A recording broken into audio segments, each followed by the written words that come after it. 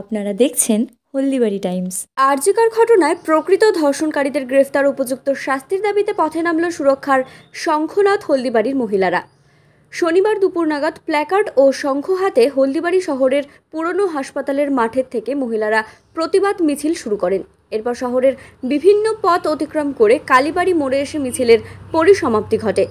মিছিল থেকে মহিলারা ওই ঘটনার নিন্দা প্রকাশ করে দোষীদের চরম শাস্তির দাবি তোলেন।